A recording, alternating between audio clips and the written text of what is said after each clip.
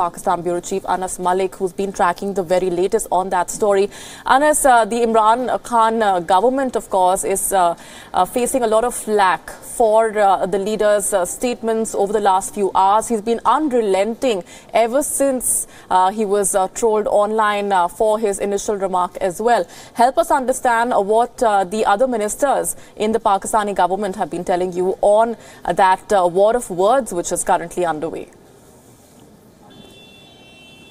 Well, yes, Molly, the Pakistani Prime Minister seems to not give up on his anti-India rhetoric, and now it's been over 2 weeks roughly since he's been invoking and trying to highlight this alleged misuse of the treatment of minorities in India, while he forgets that's how minorities are being treated within his own country. Now, the Pakistani Prime Minister again in his tweet tried to incite the minority, tried to play the minority card in India by this time giving the reference to Jinnah. Now, day before yesterday as well, and in fact we've seen that over the time there has been this pattern as a reason of which the Indian side has protested as well. Now, his government ministers are no different. They're all along the same lines. Be that be the Minister for Information Fawad Chaudhry, be that be the Minister for Religious Affairs Nurullah Qadri, who had shared that stage with the terrorist Hafiz Saeed, globally recognized terrorist Hafiz Saeed, or other ministers from Imran Khan's cabinet, that includes the Railways Minister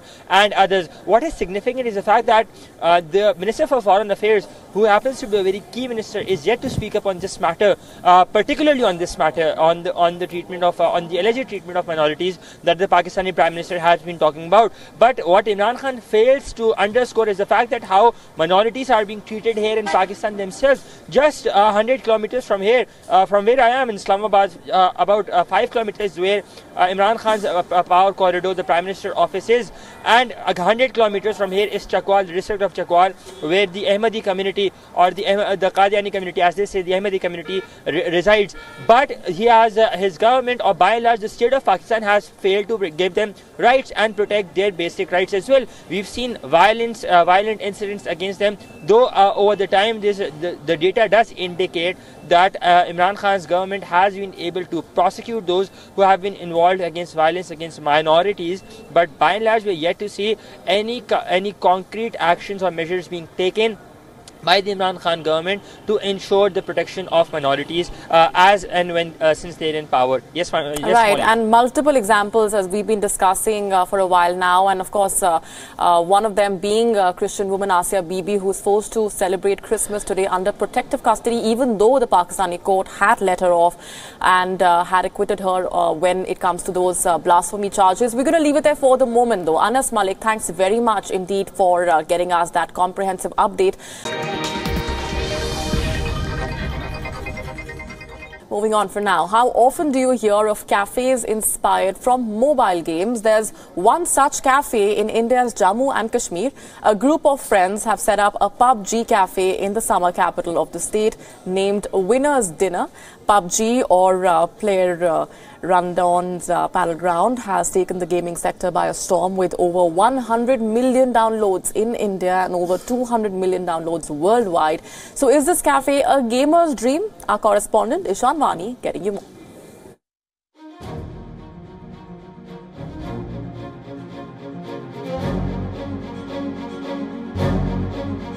Winner winner chicken dinner is a phrase every PUBG fan knows. And now this chicken dinner is being served for real in Kashmir. A group of friends decided to open a cafe dedicated to the game PlayerUnknown's Battlegrounds. The popular mobile game has become an instant hit since it was launched in March this year.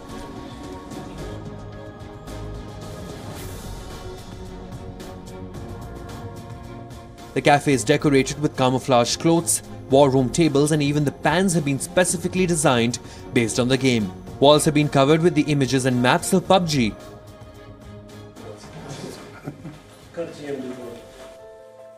Once you enter the cafe, these guns, helmets and jackets welcome you. These PUBG fanboys who played the game day in and day out decided to move the setting out of their cell phones and into reality. They say it has been an instant hit in the valley.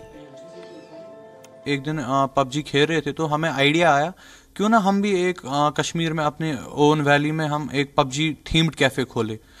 तो हमने decide करा कि हम एक PUBG theme cafe खोलेंगे, तो इसके लिए हमें स्ट्रगल बहुत करना पड़ा। While the gamers were excited with the idea, their families not so much. But the idea, which looked bizarre, is now a success story in a place where frequent shutdowns and curfew can mean disaster for business. But these friends were determined. They set up this cafe in just 3 months and it attracts kids and adults alike. मैं पिछले 1 साल से खेल रहा हूँ तो ये game, लेकिन आज मैंने यहाँ सुना है कि इधर राजबाग में ये पबजी स्पेशल का नाम एक रेस्टोरेंट खुला है, और जब मैंने सुना तो मैं आज यहाँ आया हूँ तो मैंने बहुत अच्छा देखा है मैंने अंदर। While the cafe is one of a kind in India, similar cafes based on the game have opened up in several parts of the world, including China. And the game, which has been named the best game of 2018, is gaining more popularity through such cafes. Who would have thought that a mobile phone based game would become so popular that people will start opening up theme based cafes even in Kashmir? These 3 friends have come together and opened a PUBG cafe where people can enjoy their meal wearing these bulletproof jackets and helmets. With camera person Feroz Ishanwani for WION World is One.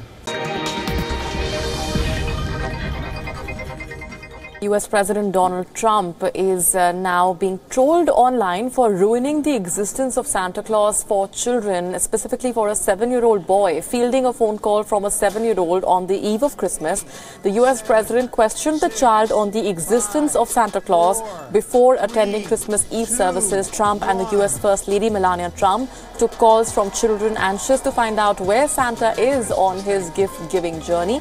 The call was part of the North American Aerospace Defense Command, or NORAD's Santa Tracker, that tracks Santa's movements around the world. Not surprisingly, the president's question was not well received on social media.